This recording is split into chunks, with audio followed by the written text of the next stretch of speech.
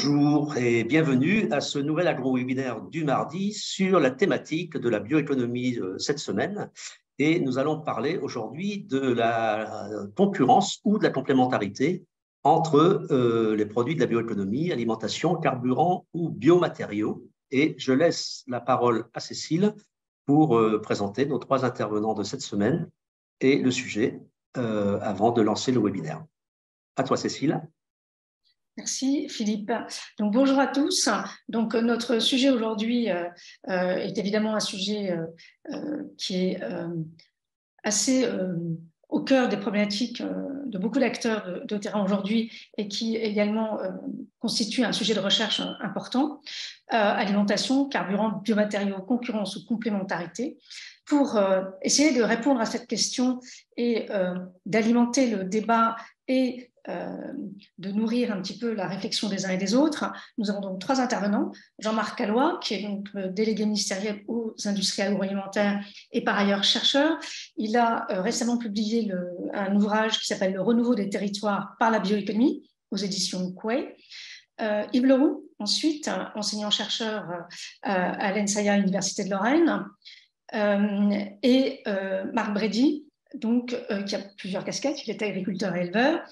Il est vice-président de sa coopérative et également président de la coopérative de la région Hauts-de-France. Donc, Jean-Marc Callois essaiera d'abord de vous présenter un état de l'art aujourd'hui en recherche sur cette question de la concurrence ou de la complémentarité entre alimentation, carburant et biomatériaux, en enrichissant sa réflexion compte tenu de ses fonctions actuelles par les questionnements qui se posent aux politiques publiques, et en abordant rapidement aussi les points critiques que lui-même peut identifier aujourd'hui, soit l'implication de tous les maillons dans les filières pour une approche partagée, y compris sur la question du modèle économique, et puis toute la question des verrouillages sociotechniques et réglementaires qui sont identifiés aujourd'hui, et à partir également d'une illustration d'un cas concret. Yves Leroux, lui, complétera, lui-même enseignant-chercheur, donc complétera cet état de l'art du point de vue de la recherche, pour s'intéresser ensuite à sa traduction en différents scénarios que vous connaissez probablement pour certains d'entre vous. L'ADEME, scénario ADEME, scénario After 2050, scénario TIFA, et pour présenter également les questions qu'il pose, les débats qu'il suscite. Et puis, il s'attachera ensuite à montrer comment en formation, ces questions peuvent être traitées, et également tous les questionnements que ce sujet soulève, puisque on a une double interrogation, c'est comment enseigner des contenus qui font parfois encore, enfin je dis parfois, très souvent encore, débat scientifiquement, et selon quelle pédagogie, puisque il va falloir toujours essayer d'embrasser à la fois la dimension systématique de la bioéconomie, mais aussi les questions qui se posent au niveau des acteurs terrain, et notamment des agriculteurs, sur des sujets comme les contraintes qui se posent, la viabilité économique, le bouclage des cycles, les critères d'arbitrage entre les usages, etc. Et bien entendu, il s'appuiera sur un exemple concret d'enseignement.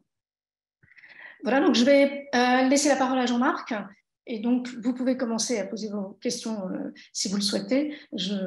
Je m'efforcerai, s'il y en a trop, de faire une synthèse des principales questions qui reviennent. Merci. Bien, bonjour à tous. Donc, j'espère que vous m'entendez. Je vais. Voilà, on vous entend, tout va bien. Très bien, donc merci de m'avoir invité. Donc, je vais essayer de vous donner effectivement en quelques minutes le point de vue d'un économiste sur cette question. Donc, comme l'a dit Cécile, je suis économiste spécialisé sur les questions de développement territorial et je m'intéresse aussi beaucoup à la bioéconomie. Bon, déjà, je vais vous décevoir. Les économistes savent très bien parler de concurrence, mais savent très mal parler de complémentarité. C'est une des faiblesses qui est pour des raisons diverses auxquelles je n'ai pas le temps de rentrer. Mais malgré tout, malgré cette déception que je partage depuis très longtemps, parce que ça fait très longtemps que j'essaie de sonder ce sujet, il y a quand même quelques pistes très intéressantes à creuser, même si ça ne rentre pas complètement dans la théorie standard. Alors, juste peut-être avant de démarrer, quelques mots sur l'économie du vivant. Alors, c'est pareil, ça ne peut pas être exhaustif, ça ne sera que quelques coups de projecteur sur un sujet aussi vaste. Et peut-être en lien avec la question, bon, déjà, économie du vivant, évidemment, il y a le côté incertitude, cycle naturel, il y a énormément de sources d'hétérogénéité d'incertitude. Donc, par rapport à d'autres types d'industries, c'est très différent. Et ce que j'aime bien aussi, c'est la notion de déconstruction. est au cœur du sujet, parce que quand on dit déconstruction, c'est plusieurs fractions de la biomasse qu'on va valoriser de manière extrêmement variée. Et c'est une expression qu'un industriel que je connais emploie beaucoup, et j'aime beaucoup cette expression-là, parce que voilà, on fait ça un petit peu en pétrochimie, effectivement on distille le pétrole, etc. Mais ça n'a quand même rien à voir avec le fait de valoriser des composants différents de la biomasse. Et c'est vraiment au cœur du sujet. Et puis il y a le lien à la terre. Donc là, c'est effectivement un élément essentiel et qui est de plus en plus prégnant, évidemment, vu les tensions. Et c'est directement lié, évidemment, à notre sujet. Dans l'enseignement classique de l'économie, on parle des 3 facteurs de production, terre, capital, travail. Et souvent, on oublie rapidement la terre en disant que c'est compliqué parce qu'elle a la ronde foncière, etc. En fait, évidemment, dès qu'on parle de bioéconomie, le lien à la terre est essentiel, que ce soit si c'est sur les questions de disponibilité, mais aussi de l'approche intégrative en termes de durabilité. Je mets entre parenthèses la question du système de valeur parce que c'est une de mes spécialités, mais ce n'est pas le sujet aujourd'hui. Alors, bon, je mets quand même une équation, je vous rassure, il n'y en aura pas d'autre, c'est simplement pour vous dire un petit peu, il faut quand même commencer par là, pour donner le point de vue d'un économiste. Comment un économiste appréhende cette notion de différents usages? Il l'appréhende par le signal des prix. C'est quand même une des choses principales que nous apprend l'économie, c'est la puissance du signal des prix. Et alors, ce qu'on fait tout simplement, là j'ai pris un exemple hyper simplifié, c'est on regarde, on cherche un mix. Donc là j'ai pris entre 2 produits. Par exemple, mettons du blé, on prend de la paille de blé, on peut soit la brûler, soit essayer d'en faire du matériau. Et il y a différentes valorisations, il y a des prix qui correspondent, on est preneur de prix, et puis on trouve des formules, on optimise une fonction de profit, et puis on trouve des formules assez classiques qu'on appelle les conditions marginales, qui permettent de déterminer un mix optimal entre différentes valorisations. Alors ça, on se moque souvent de la microéconomie parce que c'est pas réaliste. Évidemment, c'est pas réaliste, mais ça nous apprend quand même beaucoup de choses. C'est-à-dire que ce type de formule, même si c'est complètement déconnecté de la réalité, ça permet quand même de comprendre des mécanismes assez fondamentaux. Et aussi, en l'occurrence, je le présente parce que, en l'occurrence, ça marche pas pour des bonnes raisons. Alors, ça ne remet pas en cause l'importance du signal des prix, mais on est sur quelque chose qui est extrêmement hétérogène, avec des fonctions qui sont non continues, même si on les agrège, parce que ce qu'on explique aux étudiants en économie, c'est de dire, oui, mais si on regarde sur des grandes masses, globalement, les fonctions, elles redeviennent continues, ça se lisse, etc. Et là, ça ne marche pas parce que c'est lié à la nature à la fois des technologies et aussi de la matière première.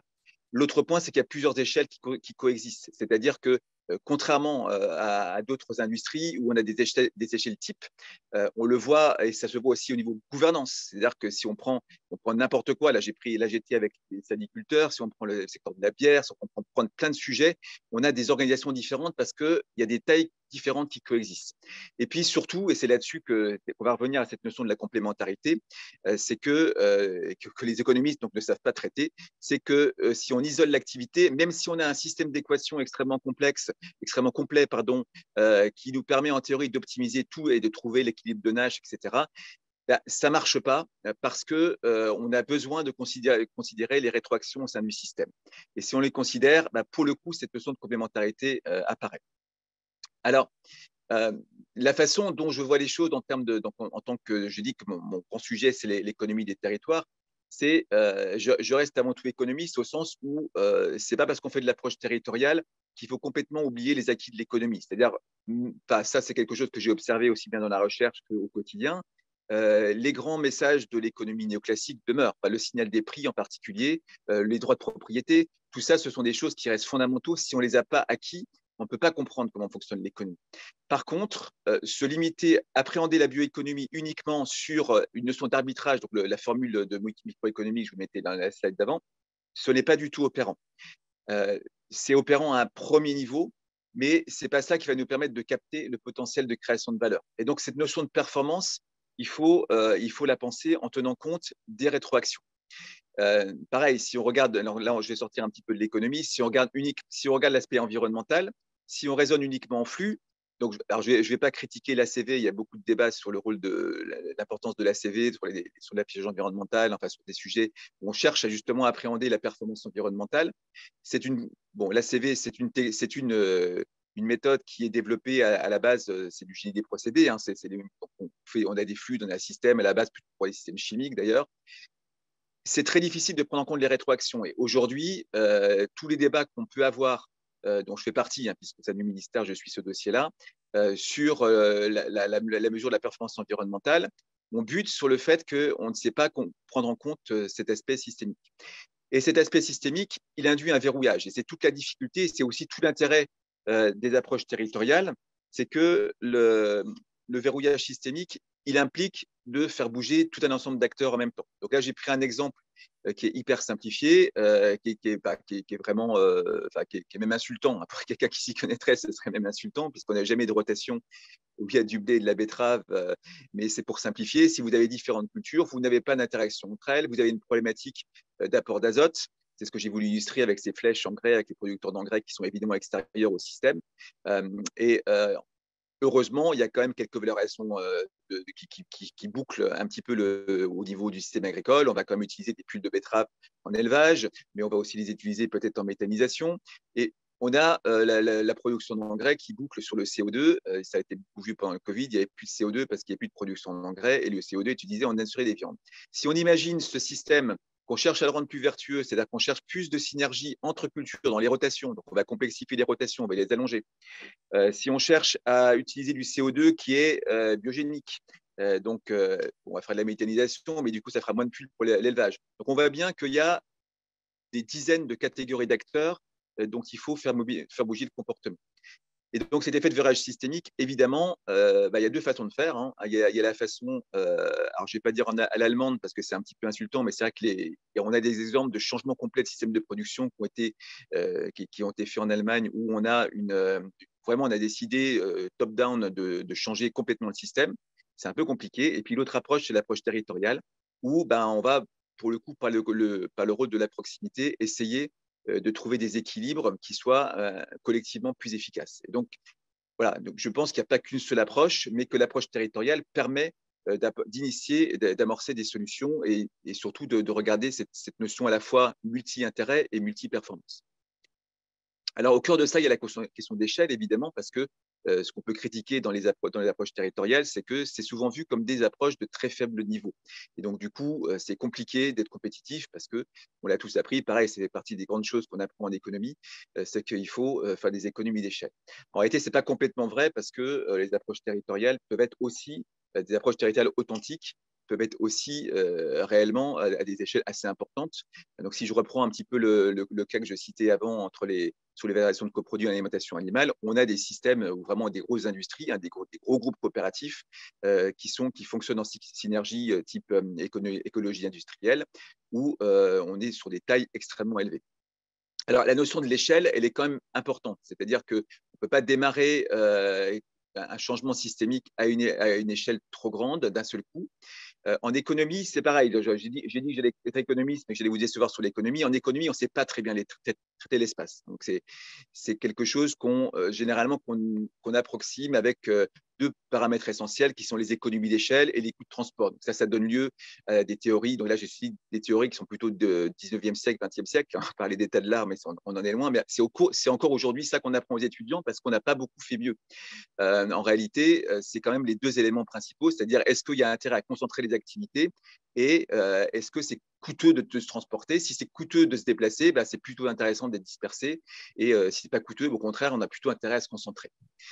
Dans la pratique, on observe encore une fois une coexistence d'échelle et c'est ça qui est très intéressant.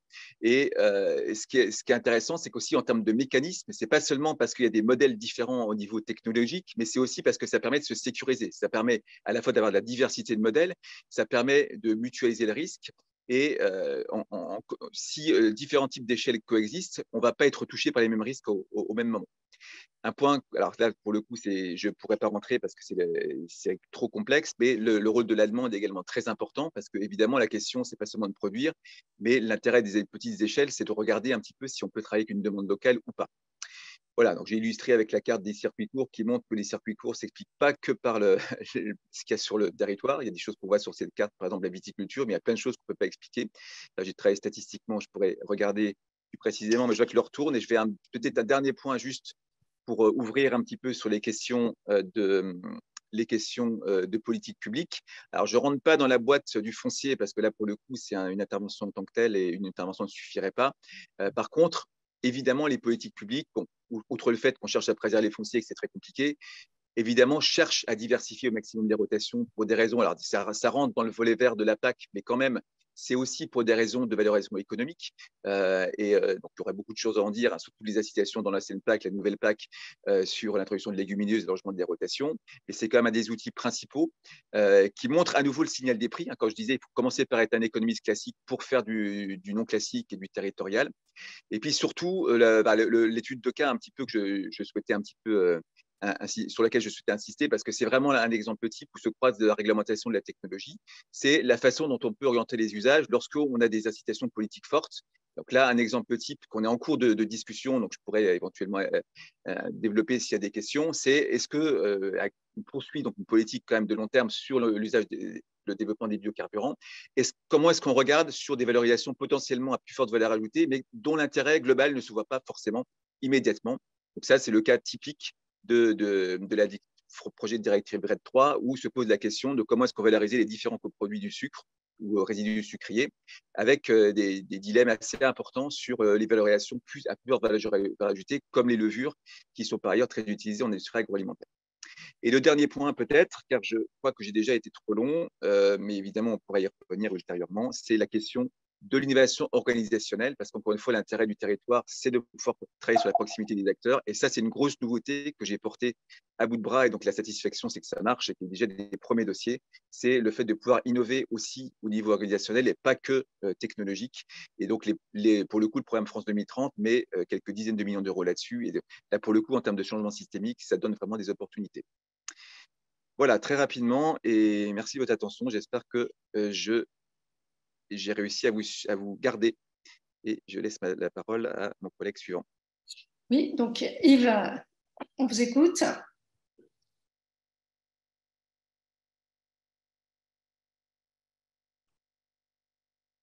faut mettre le son, hein. Ne pas oublier le son. Ah, alors. Le son, il faut mettre votre son, Yves. Ça y est, ça y est. Ça y est. Voilà, donc normalement ça fonctionne. C'est OK. OK, donc moi je vais vous faire une rapide présentation de la question de la bioéconomie et ça va rejoindre un peu celle de mon collègue sur la question d'une bioéconomie circulaire et durable au service des territoires. Donc en fait, vous le savez tous, mais c'est bien de le répéter que en plus du couplage énergie, PIB et CO2, on va avoir un problème actuellement de ces fameuses 9 limites planétaires qui concernent de manière directe ou indirecte l'agriculture. Donc on va avoir des problèmes de changement climatique, c'est-à-dire que les trois fameux gaz dont tout le monde parle, on va avoir un problème de bouclage des cycles biogéochimiques, on va avoir un problème d'intégrité de la biosphère, enfin on a déjà un problème, la question de la modification des écosystèmes par une déforestation importée, la question de l'utilisation de l'eau. Alors pendant très longtemps, c'était plutôt des questions de phytosanitaire, maintenant c'est des questions de disponibilité en eau, et on a des choses assez nouvelles autour des particules et de l'ammoniac. Donc en fait, on s'aperçoit que quand on parle bioéconomie, on parle souvent carbone. Eh bien, il va falloir aussi être vigilant pour avoir une approche multicritère strictement nécessaire. Alors, ça ne va pas simplifier la vision de nos collègues économistes quand on va leur mettre cette approche multicritère à évaluer. Et donc, en fait, la bioéconomie dans ce contexte, comment elle peut s'inscrire comme un avenir positif? Parce qu'en fait, la bioéconomie, c'est très simple. C'est de la substitution du carbone fossile par du carbone renouvelable. Dit comme ça, c'est l'avenir, c'est exactement ce que tout le monde souhaite déployer. Et donc, on va avoir ce schéma qu'on va trouver partout, dans lequel cette bioéconomie va pouvoir avoir une réponse alimentaire, non alimentaire, avec une restitution cohérente, des cercles qui vont bien se boucler et des services écosystémiques, tout va être parfait. Donc, par rapport à cette question, bien évidemment, il faut se poser la question des limites de ce concept. Et les limites, paradoxalement, elles ont déjà été proposées depuis très longtemps. Et on va voir qu'aujourd'hui, la bioéconomie a deux visions. Alors, évidemment, il y en a plus que ça, mais je fais exprès d'être assez caricatural. Donc, on a d'abord une bioéconomie dite institutionnelle qui va viser vraiment à optimiser la valorisation de la biomasse en faisant de nouveaux relais de croissance. Voilà. Alors, cette vision institutionnelle, relais de croissance, un petit problème peut être évoqué, il y en a d'autres, hein, c'est qu'effectivement, à partir du moment où on a un couplage entre PIB et énergie, est-ce que ce relais de croissance peut se faire sans utilisation d'énergie ou alors il faut de l'énergie décarbonée? Donc, on voit qu'on arrive sur une réflexion qui peut nous poser problème. Et puis, bah, vous avez, évidemment, tout le monde le connaît, hein, cet économiste, Nicolas Georgescu-Roegen, qui propose, lui, vraiment un contre-projet de la bioéconomie, hein, en ayant une approche dite métabolique. Donc, en fait, les sociétés humaines, c'est un métabolisme. Et qui dit métabolisme dit recyclage des biomasses, valorisation de l'énergie solaire, avec en finalité, il a été le premier à appeler à la décroissance. Donc, on voit deux visions, relais de croissance verte d'un côté, décroissance de l'autre. Donc, on voit bien que quelque part, il va bien falloir à un moment que, là aussi, le monde scientifique, le monde économique, le monde de la formation arrive à travailler entre ces deux extrêmes. Alors, de mon côté, alors là, c'est un peu ma vision, c'est une vision d'ingénieur, alors forcément critiquable, on va parler du problème de quantité. La quantité, c'est quand même quelque chose d'important. Et là, qu'est-ce qu'on peut voir de manière assez claire? C'est que les prélèvements annuels de carbone pour toute la partie fossile, c'est 9 gigatonnes par an. Donc, ces fameuses énergies fossiles, hein, qui correspondent à 80% du mix énergétique, par exemple, mais qui servent aussi à faire plein d'autres choses, eh bien, c'est 9 gigatonnes. De l'autre côté, les prélèvements de biomasse annuels, c'est 2 gigatonnes. Donc, en gros, 2,3. Et pour l'alimentation, c'est 1,2. Donc, en gros, si on fait un calcul vraiment très, très, très, très réducteur, mais qui donne bien une information, c'est qu'aujourd'hui, la biomasse, si on veut conserver notre consommation et notre modèle actuel, la biomasse ne couvre actuellement que 20% des usages actuels du carbone. Donc, ce chiffre, il est en lui-même suffisamment explicite pour nous interroger sur les questions d'arbitrage, sur les questions de choix. Et pour ça, on a la chance en France d'avoir un grand nombre d'acteurs qui travaillent sur ce sujet. Et si je prends d'abord, c'est pas un scénario, c'est une politique publique, c'est la feuille de route, la fameuse stratégie nationale bas carbone, hein, qui nous indique une neutralité carbone à 2050. Alors, qu'est-ce que ça veut dire une neutralité carbone à 2050? Pas grand monde arrive à se l'identifier. Si vous regardez, c'est en gros une diminution par 6 des gaz à effet de serre pour l'ensemble des secteurs et une division par 2 pour l'agriculture. Donc l'agriculture est entre parenthèses préservée, mais sachez que diviser par 2 en agriculture les gaz à effet de serre, c'est déjà un effet de choc extrêmement important. Et donc pour ça, eh bien, vous trouvez dans la littérature actuelle un certain nombre de scénarios. Cécile en a parlé très rapidement en introduction, hein. Alors on a d'abord un scénario RTE qui est plutôt un scénario sur le mix électrique, hein, mais qui décrit 6 trajectoires pour le mix électrique. Et dans ce mix électrique, on voit très clairement, avec ou sans nucléaire, ce n'est pas le débat d'aujourd'hui, eh bien, il y aura besoin des territoires agricoles, soit pour produire de l'énergie décarbonée type méthanisation, soit de l'agrivoltaïque. Donc, on a des questions très claires, rien que sur le mix électrique. L'ADEME, alors c'est formidable, hein, a proposé 4 trajectoires, hein, d'un scénario le plus frugal au scénario le plus technologique. Et alors, c'est un scénario multithème. Il ne parle pas que de l'alimentation, il parle de la mobilité, il parle de l'industrie. Et ces scénarios aussi sont très, très intéressants parce que dans ces scénarios, là aussi, le rôle de l'agriculture et de l'agroalimentaire dans son arbitrage aliment-énergie est posé. Le scénario After 2050, qu'un grand nombre d'entre vous connaissent certainement, hein, qui a d'ailleurs très récemment, il y a quelques jours, mis un complément sur la biodiversité, c'est un scénario dit de bioéconomie circulaire et durable, hein, qui pose de fait la division par 2 là aussi des gaz à effet de serre dans une modification claire de l'assiette alimentaire et une production d'énergie. Et un scénario qui fait aussi assez débat en ce moment, c'est le fameux scénario TIFA porté par l'IDRI, hein, qui lui essaye de regarder si on peut nourrir.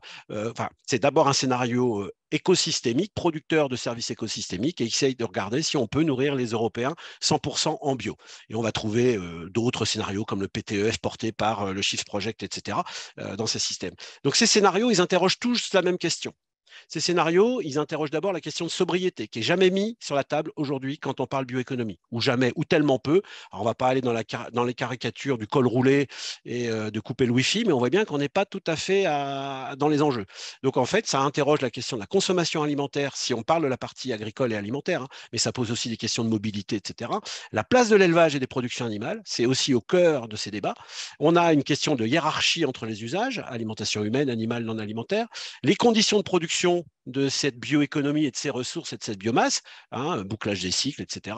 L'efficacité et la place de la techno. En gros, est-ce que le progrès va nous sauver et continuons à ne rien changer? C'est un petit peu le quatrième scénario de l'ADEME, hein, qui dit en gros la technologie, le pari réparateur. Et puis, on a une vraie question sur le rôle du politique.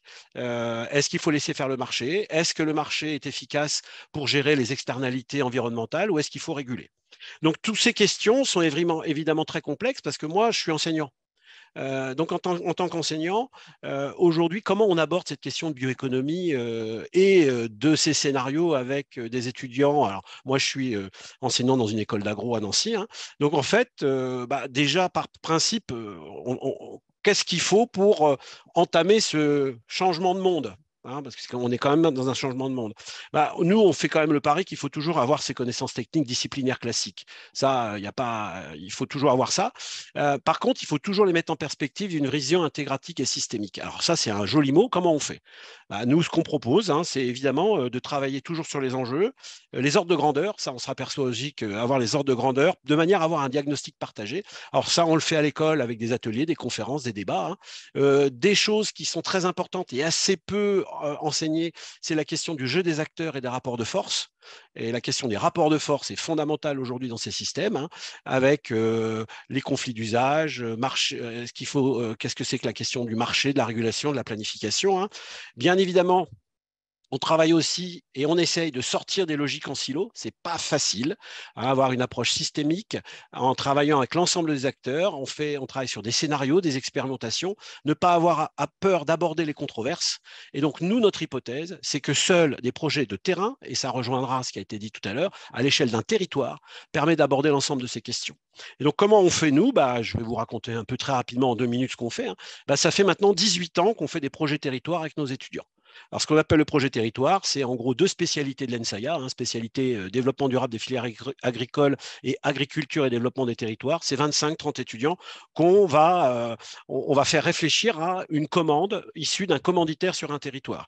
Alors, cette commande, c'est assez classique, hein. Pendant très longtemps, on a travaillé sur l'amélioration de la filière laitière, l'élevage dans le marais de brouage, l'IGP agneau d'Ardèche. C'était des questions assez, complexes mais assez simples. C'était des questions de filière. Donc, par rapport à ça, on y répondait de manière assez classique, hein, de la biblio, un travail d'entretien d'acteurs sur place pendant une semaine, une restitution et une formalisation en aval. Le problème, c'est que depuis quelques années, ces questions d'arbitrage alimentaire non alimentaire arrivent dans le débat. C'est très récent, moins de 3 ou 4 ans. Ça veut dire que ces questions sont complexes parce qu'en fait, comme ça a été dit tout à l'heure, ces questions, elles ne sont pas actuellement abordées à l'échelle nationale. Il n'y a pas d'arbitrage.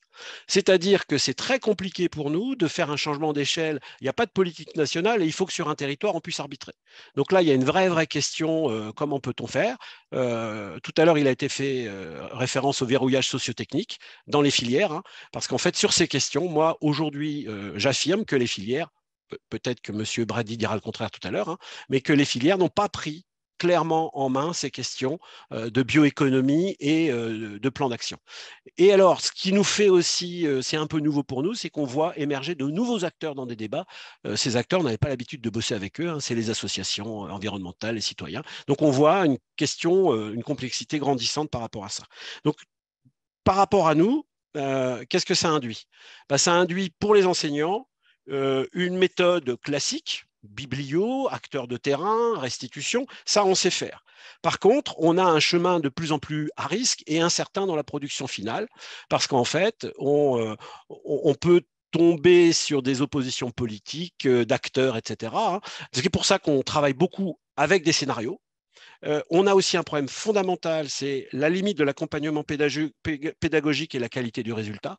En fait, jusqu'à où nous, enseignants, on doit s'impliquer pour orienter le travail si nos étudiants sont en gros pédale dans la choucroute. Évidemment, il y a une difficulté pour l'évaluation individuelle de ce genre de travail. Et là, je parle à mes collègues qui sont enseignants. Comment on évalue un projet de ce type-là, hein. Et enfin, on sort forcément de notre zone de confort, parce que comme on est multi-thème, on est parfois mis en difficulté. Pour l'étudiant, c'est aussi complexe. Et là, on a aussi des difficultés. Comment un étudiant peut-il appréhender seul la complexité du projet? Souvent, parce qu'en plus, ils sont mis en sous-groupe par thème. Donc, c'est compliqué pour eux d'avoir la totalité de la vision du problème. Ils ont un manque de lisibilité sur le projet parce qu'ils ne voient pas trop comment on avance, hein. Et enfin, il faut aussi le savoir, c'est qu'avoir cette approche de la complexité, ça leur apporte une vraie vision. Par contre, les emplois sur lesquels ils sont encore très, très disciplinaires. Donc nous, voilà un peu ce que je peux vous donner très rapidement dans notre expertise et notre pratique pédagogique sur cette question de bioéconomie. Merci. Merci Yves. Et donc, nous allons continuer avec Marc Brady, qui lui, en tant que professionnel, va évoquer un certain nombre de cas et de situations auxquelles il est confronté et également mieux expliquer quel est le rôle de la coopération agricole aujourd'hui sur ces sujets pour avancer dans, vous l'aurez compris, quelque chose qui est difficile à formuler, c'est-à-dire des solutions. Et je crois qu'aujourd'hui, on arrive au moins à poser les termes du débat sur ces questions de complémentarité ou de concurrence, mais les certitudes sont encore faibles sur ces sujets. Merci, Marc, à vous. Eh bien, bonjour à chacun et chacune d'entre vous.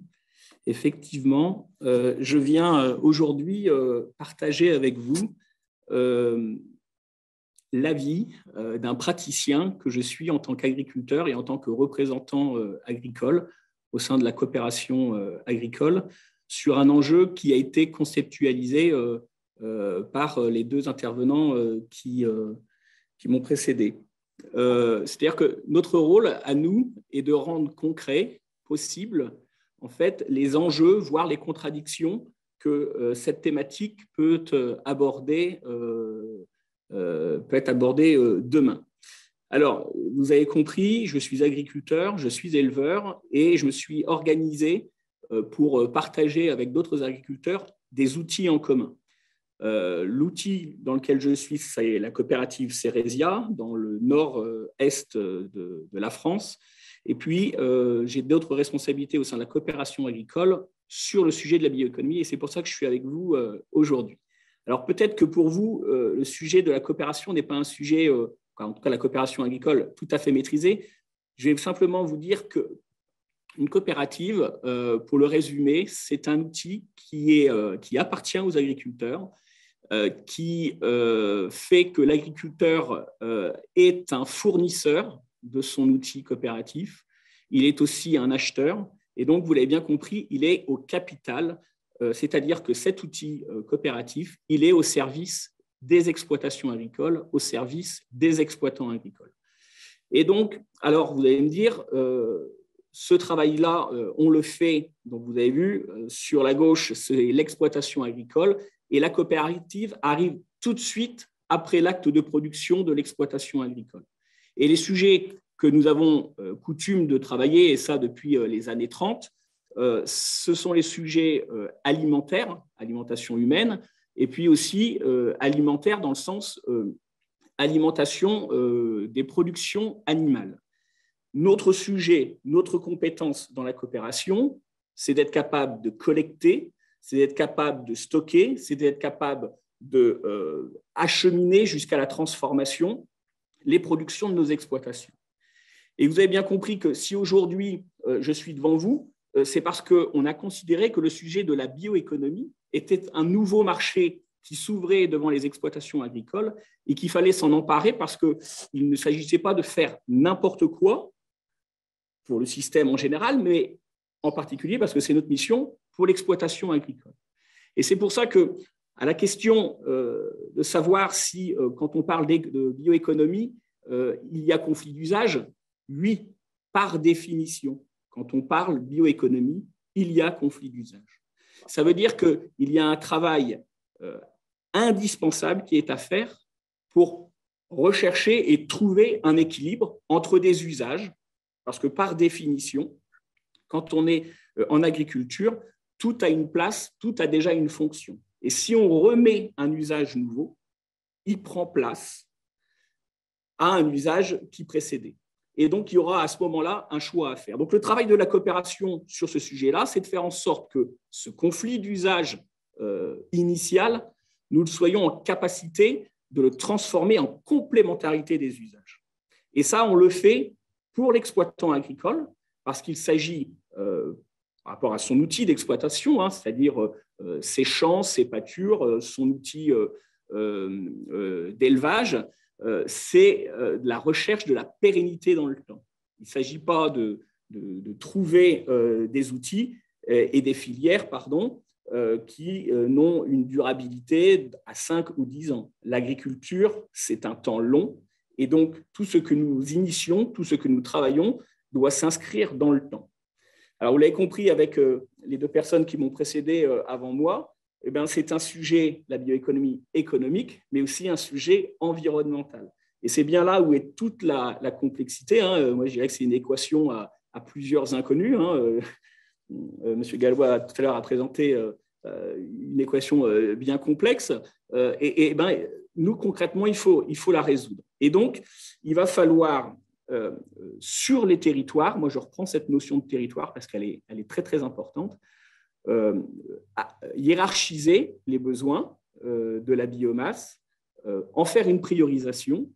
Et dans notre travail de coopérative, c'est un travail de structuration de marché. Vous l'avez bien compris, on peut le traduire sous cette forme-là, en étant un acteur entre un marché et un sourcing.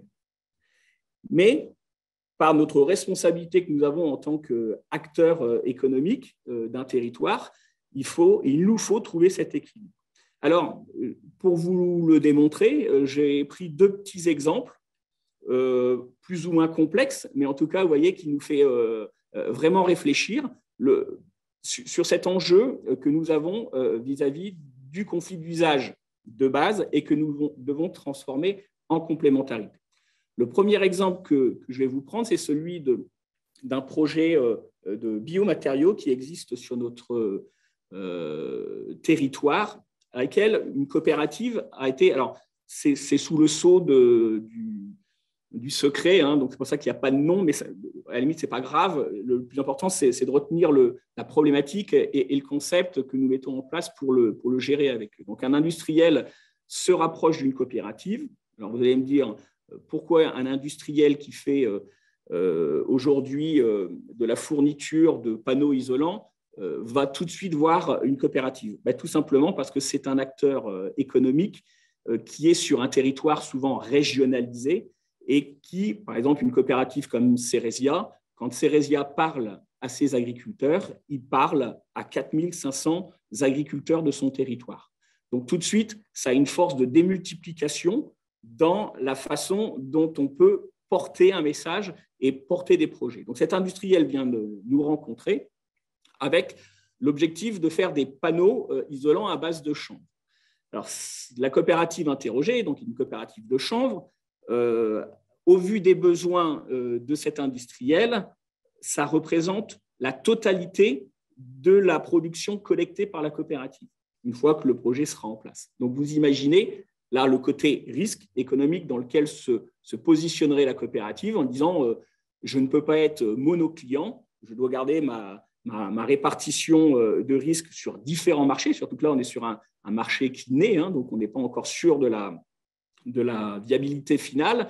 Et puis surtout, pourquoi j'abandonnerais les clients que j'ai jusqu'à maintenant? Donc, on peut imaginer un développement de surface de production, mais ces surfaces de production doivent respecter un assolement, une rotation au sein des exploitations. Donc, la première réponse faite à l'industriel, c'est impossible sur notre territoire de faire un panneau d'isolation 100% chanvre. Donc, on se rapproche d'autres coopératives qui sont aussi collecteurs sur le même territoire et on regarde dans ce que nous produisons sur nos exploitations agricoles, qu'est-ce qui pourrait être utilisé en complément du chanvre. Et là, il y a une plante magique qui s'appelle le colza, qui a aussi des capacités et des critères qui peuvent être intéressants en termes d'isolation, qui est beaucoup plus produit sur le territoire en termes de surface, dont La paille, jusqu'à ce jour, n'est pas utilisée, ou alors vraiment de manière très, j'ai envie de dire, infime en élevage. Donc, il n'y a pas de concurrence avec l'élevage. Par contre, cette paille de colza n'a jamais l'habitude d'être exportée du champ. Quand elle est laissée au champ, ce n'est pas pour pourrir et devenir rien, ce n'est pas à des ingénieurs comme vous que je dirais des choses aussi basiques. Simplement, elle a une fonction, une utilité dans la vie du sol, dans l'alimentation de tout le microbisme du sol, en rapportant tout simplement de la matière organique. Et donc là, le travail que nous avons à faire, c'est de vérifier dans un premier temps, avec les compétences que nous avons, nos services techniques, services agronomiques, que nous sommes en capacité sur notre territoire d'exporter, il faut le mesurer, tous les 3 ans, tous les 3 cultures, cette paille, sans pour autant mettre en risque l'équilibre de notre sol. Parce que dans le défi que nous avons vers la neutralité carbone, nous avons un défi d'utiliser moins d'engrais chimiques, parce que c'est ça qui vient impacter notre bilan. Et donc, si on exporte des pailles, on est en concurrence par rapport à cet objectif. Donc, il y a bien une question d'équilibre à trouver, et c'est le travail de la coopérative. Une fois que la chose est construite, nous sommes en capacité de dire ensuite à l'industriel, par rapport à votre projet, donc là, en l'occurrence, pour le projet que j'évoque, c'était un projet qui représenterait à terme 1% du marché français. Donc, sachez que pour 1% du marché français sur ce sujet-là, on utiliserait potentiellement toute la production, en tenant compte, comme je le disais à l'instant, d'effets de rotation, etc., on utiliserait toute la paille de colza de ce territoire. Donc, ça veut dire que tout de suite, le moindre projet qui arrive vient avoir un impact régional et territorial très important. Pour nous, agriculteurs, il est indispensable que des acteurs qui nous représentent soient des acteurs agricoles, pas exclusivement industriels, pas exclusivement financiers, parce que dans leur focale, ils ne regardent pas l'ensemble des problématiques, et d'ailleurs, ce n'est pas leur mission, mais l'ensemble des problématiques de l'exploitation, alors que nous, c'est notre sujet. Le deuxième sujet que je peux partager avec vous, qui est un peu plus complexe, qui fait parfois polémique, parce que dès qu'on vient toucher les équilibres autour de l'élevage, et je suis éleveur, donc je ne porte pas de grief, tout de suite, ça devient compliqué. On a aujourd'hui des industriels sucriers, parfois coopératifs, qui ont une vraie problématique. D'ailleurs, ils ont été reçus la semaine dernière en partie à l'Élysée.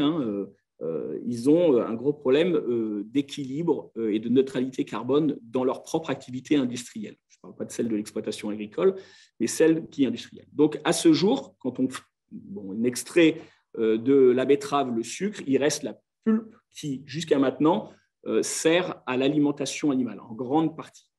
Et à ce moment-là, on arrive sur, pour le coup, un bilan carbone qui n'est pas forcément très bon, parce que derrière l'élevage, génère aussi ses propres émissions.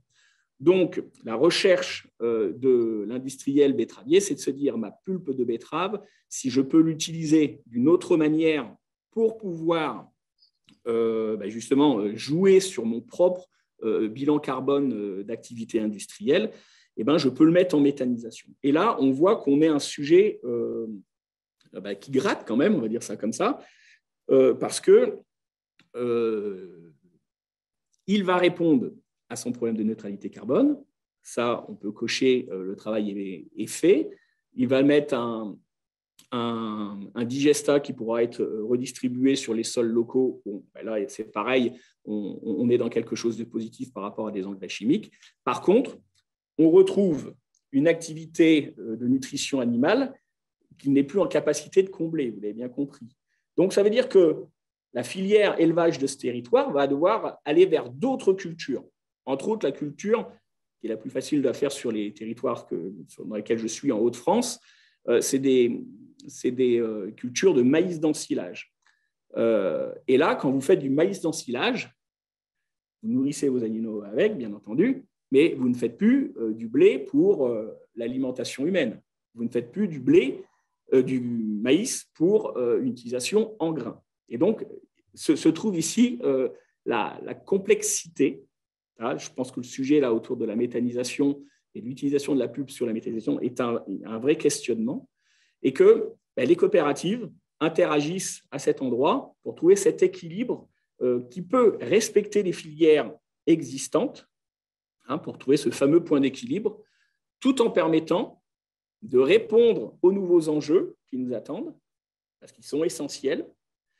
Et puis, en même temps, parce que quand on parle de neutralité carbone, il ne faut jamais oublier que dans le même temps, il y a cette question de biodiversité qui est sous-jacente et sur laquelle l'élevage, malgré ses propres contraintes en termes d'émissions, a vraiment des points positifs en termes de biodiversité. Donc là, j'ai positionné l'ensemble des problématiques sur lesquelles nous avons à travailler.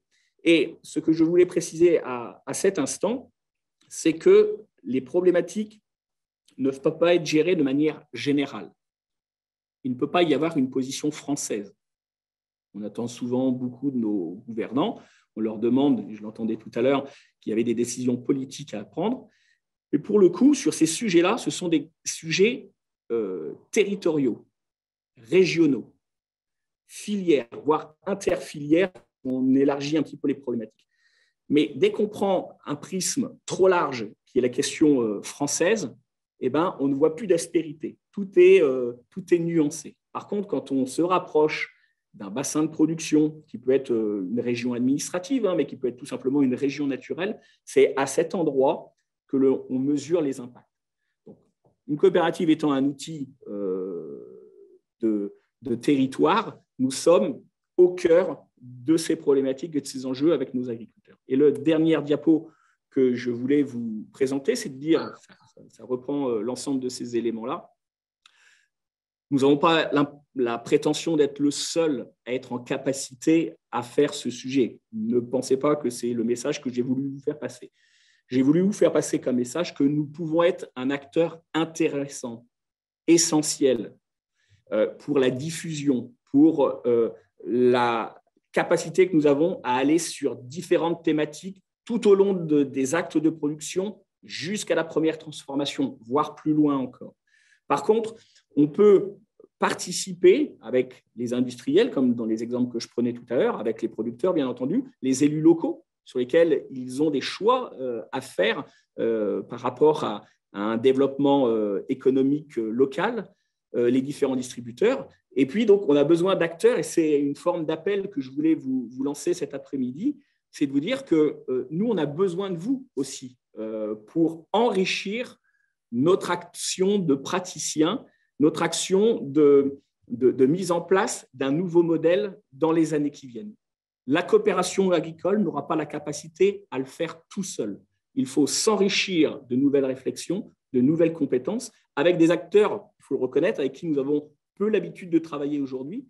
Mais mon message aujourd'hui, c'est de vous dire que nous sommes ouverts. Vous avez pu mesurer ce que nous pouvons apporter sur la thématique. Utilisez-nous. Je vous remercie de votre attention. Merci beaucoup, Marc. Donc, nous, à partir de ces trois présentations, je vais donc reprendre les questions qui se posent. Alors, peut-être sur la présentation de Jean-Marc. Donc, Jean-Marc, tu es là? Oui, voilà. Donc, une question, si tu peux développer, parce que tu l'as évoqué, la question, le dilemme entre l'énergie et les levures, est-ce que tu peux préciser ça un peu? Parce que je pense que, comme l'a dit Marc Brady, finalement, et Yves Leroux également, quand on est sur un sujet précis, là, on touche vraiment la complexité et finalement la capacité à arbitrer à un moment donné. Donc, peux-tu nous donner quelques éléments sur ce dilemme-là? Oui, alors effectivement, je suis passé un petit peu vite. C'est un sujet qui est assez technique sur le plan juridique. Donc c'est le sujet qui relève sur la politique d'incitation aux biocarburants. Donc, vous savez que les biocarburants, on distingue les biocarburants de première, deuxième génération, selon qu'ils sont ou pas en concurrence avec les usages alimentaires. Donc, si vous prenez du sucre, par exemple, avec du sucre, vous faites de l'éthanol. De toute évidence, ça peut être vu de façon assez directe comme en concurrence avec l'usage alimentaire. Il y a un certain nombre de résidus qui sont issus des pressions successives du sucre qui après ne sont pas utilisés par les sucriers pour faire du sucre. Cela, effectivement, la grosse question, c'est est-ce qu'on va les considérer comme faisant partie de carburants de première ou deuxième génération. Et le problème, c'est qu'il y a un concurrent d'usage pour ce type de substrats qui sont également utilisés pour faire pousser des levures, hein, parce qu'à la base, une levure, ça utilise évidemment, il y a une source d'azote, bien sûr, mais le gros, la machine un petit peu de base, c'est de fabriquer de l'énergie à partir de sucre pour ensuite faire des produits plus élaborés. Donc, on a besoin de ce substrat-là. Donc, il y a une concurrence d'usage et donc il y a une pression juridique, une pression assez forte de la part des organisations. Alors, je parle des levures, mais ça concerne aussi les biotech hein, parce que la fermentation est utilisée pour plein de productions. Ce n'est pas que pour faire de la levure de bière ou de la levure de boulangerie. Hein. Et donc, la question concrète, c'est la question de est-ce que ça va rendre plus rare les substrats pour les levures, sachant qu'on est quand même, en termes de valorisation, c'est pour ça que j'ai commencé par le modèle microéconomique au départ, on est sur des valorisations en termes purement économiques plus intéressantes et aussi parce que ça fait dépendre une grande partie, pour beaucoup de l'industrie agroalimentaire dépend d'accès aux ferments. Voilà, et donc une des solutions, c'est de travailler au niveau territorial. C'est-à-dire, on va trouver des bons équilibres pour essayer de faire en sorte de trouver des usages qui sont équilibrés et où on puisse avoir des relations de long terme. Merci Jean-Marc. Autre question. Alors dans le chat, il y a beaucoup de remarques. Hein. Je vais me concentrer un peu sur les vraies questions, enfin, sur les questions qui sont des questions qui attirent une réponse plutôt. Excusez-moi de cette difficulté à formuler les choses. Est-ce que, par exemple, il y a une question donc sur le fait que donc, les carburants dont le bioéthanol sont pour certains controversés du fait d'un conflit d'usage de la production agricole, donc avec l'alimentation humaine et animale, mais plutôt considérer ce conflit en valorisant des sous-produits. Donc, Marc Brady, peut-être je vous passe cette question-là. Alors, même quand on utilise des sous-produits, il peut avoir un conflit d'usage. C'est ce que j'ai essayé d'expliquer avec la paille tout à l'heure. Quand on sort la paille de son utilisation naturelle, on peut retrouver ensuite un manque dans la filière. Donc, dans l'idéal, ce que l'on cherche à faire, c'est valoriser financièrement, économiquement plutôt, ce que l'on n'a pas l'habitude de valoriser. Donc, c'est bien le point d'équilibre qu'évoque M. Callois, où, à un moment, c'est la question économique qui dira si c'est plus utile de l'utiliser sous cette forme ou sous une autre. D'accord ? L'utiliser de manière directe, là, il ne faut pas se cacher derrière nos petits doigts, hein, notre génération et puis la génération qui va arriver. Il ne faut pas qu'on se cache derrière les petits doigts. C'est-à-dire qu'il y aura des choix à faire. Il y a beaucoup de possibilités qui sont devant nous et il y a des choses que l'on faisait parce que les utilisations sous forme de biomasse et de bioéconomie n'existaient pas jusqu'alors. Maintenant, elles existent. Elles ont un impact et une nécessité pour l'équilibre global. Donc, il y a peut-être des choses que l'on ne pourra plus faire ou que l'on ne devra plus faire. Ce n'est pas facile de le dire en tant qu'agriculteur parce que ça peut mettre parfois des productions que je fais moi-même en risque ou en questionnement. Et il ne faut pas se cacher derrière ce petit doigt. Et parce que c'est difficile à trancher, il faut le mettre sur la table. Merci Marc. Yves, est-ce que Jean voudrait ajouter quelque chose à cela ou... Non, je pense que la réponse de Marc est très pertinente et comme elle vient d'un professionnel qui a le courage de ses opinions, je préfère ne pas en ajouter. Alors, peut-être une autre question que je vais me permettre de prolonger un petit peu pour vraiment, parce que c'est plutôt une remarque, mais que je peux prolonger. On a donc quelqu'un qui a fait remarquer que les usages multiples ont déjà existé, hein, traction animale, matériaux, fibres, lin, chanvre, etc., alimentation animale, alimentation humaine. Et donc, moi, j'ai juste envie de transformer cette remarque en une question qui est: que peut-on apprendre du passé, puisque jusqu'au début du XXe siècle, finalement, l'essentiel de ce que nous consommions venait de la biomasse. Est-ce qu'il y a des enseignements à tirer de cela ? Moi, je veux bien essayer d'apporter une réponse rapide. Cécile, vous avez parlé du début du XXe siècle où l'avènement des énergies fossiles et leur quantité était encore négligeable par rapport à la biomasse. Aujourd'hui, paradoxalement, en 2022, nous n'avons jamais autant consommé de charbon, de pétrole et de gaz. Donc, en fait, nous avons toujours fait que empiler les énergies fossiles, nous n'avons jamais substitué quoi que ce soit. Donc, ça veut dire qu'effectivement, il y en a qui l'ont dit avant moi, hein, il y a 300 ans, on était à 100% renouvelable dans nos pratiques. Il n'y avait pas d'énergie fossile. Donc, on avait la traction animale, on avait tout ça. Sauf qu'aujourd'hui, cette substitution, comme je l'ai dit tout à l'heure, du carbone fossile par du carbone renouvelable, il n'est substituable qu'à 20%. Donc, il va falloir qu'on arbitre sur 80% des autres usages du carbone. Donc, la question, elle est vraiment là pour le coup une question de quantité. Et derrière la question de quantité, Marc l'a très bien dit, la question de quel arbitrage et quel choix de consommation en termes de sobriété. Et moi, j'insiste sur la question de la sobriété, qui est jamais suffisamment mise derrière tous ces questionnements, parce que bien évidemment, qui dit sobriété dit un indicateur qui risque d'être mis en difficulté, qui est le PIB. Donc ça rejoignait une question une question qui, je crois, d'après ce que je vois, a sauté entre temps, mais sur la demande en fait. Hein. C'est-à-dire que à un moment donné, là, nous parlons toujours de l'amont, de la manière dont il s'organise, il va essayer de répondre à une demande industrielle, etc. Mais quelque part, il y a à l'autre bout de la chaîne la consommation et donc la demande. Et ça, Jean-Marc l'avait évoqué rapidement, mais là, ce n'est pas notre sujet. Néanmoins, dans cette demande, on voit bien qu'à un moment donné, c'est par la demande très souvent que la question de l'arbitrage se pose à nous en réalité. Donc, c'est comme ça que je répondrai à cette question dans ce moment-là. Alors, autre question, c'est quelle est la bonne dimension d'une coopérative pour garantir une bonne intégration démocratique de ces agriculteurs et de ces agricultrices? Alors, j'imagine que la notion de bonne intégration démocratique interpelle finalement la manière dont ces choix vont être faits. C'est une question piège, mais c'est une question qui n'est pas simple. Quelle est la bonne dimension? Très sincèrement, au moment où je vous réponds, je ne sais pas. Le tout, c'est quel modèle on met en place pour que cette démocratie continue à vivre, quelle que soit la taille que nous avons. Parce que parfois, dans des petites coopératives où on est dans le strict minimum de la gouvernance et le strict minimum de la force opérationnelle, on fait confiance à une dizaine de personnes pour porter l'outil coopératif et ce n'est pas plus démocratique. Donc, c'est bien les outils que l'on utilise pour faire vivre la démocratie dans la coopérative qui est importante. Ce qu'il faut voir, puisque vous êtes sur la question de la taille, l'avantage de la taille, c'est qu'on peut élargir vraiment le champ de la réflexion, parce qu'on est sur des territoires qui dépassent le canton, qui dépassent l'arrondissement et qui vont sur des interrégions parfois des interrégions administratives. Et là, quand on est dans cette position-là, on devient un acteur qui est en capacité de parler au nom de tous à des industriels.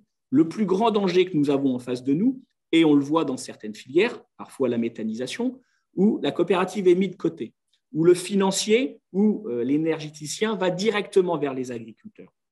Alors là, quand vous êtes 5, 10 agriculteurs en place face à ces gens-là, je ne sais pas où est la démocratie et je ne sais pas où est la place. Ce qui fait notre poids vis-à-vis des acteurs extérieurs, mais c'est des questions d'équilibre et j'ai envie de dire des questions de rapport de force. C'est que nous portons en nous le sourcing. Le sourcing n'appartient pas à la coopérative, il appartient aux agriculteurs. Ce que nous faisons, nous, c'est on l'organise pour eux. Merci beaucoup. Marc, il reste 1 minute. Philippe, c'est bien cela. Et donc, une dernière question peut-être pour Jean-Marc. Si on prenait la démarche territoriale comme point de départ, est-ce que ça ne résout pas du même coup la question d'échelle, la prise en compte de la demande, le point du foncier, les interactions entre acteurs et rétroactions entre filières? Alors, Marc pourrait aussi y répondre à cette question, mais je pense que Jean-Marc, ton éclairage sera absolument intéressant. Non, moi, cette question, c'est celle qui a motivé mon entrée dans la recherche. Donc, effectivement, je pourrais être intéressable, mais en 30 secondes, non, ça ne résout pas parce qu'en réalité, on observe que les dynamiques sont très différentes d'un territoire à l'autre. Alors, parce que ce n'est pas les mêmes ressources, mais aussi parce qu'il y a des caractéristiques de gouvernance, d'institutions et aussi sociologiques.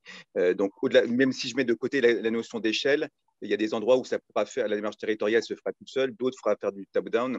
Et voilà, donc d'où le fait que c'est compliqué de donner une recette magique et il n'y en a pas. Oui.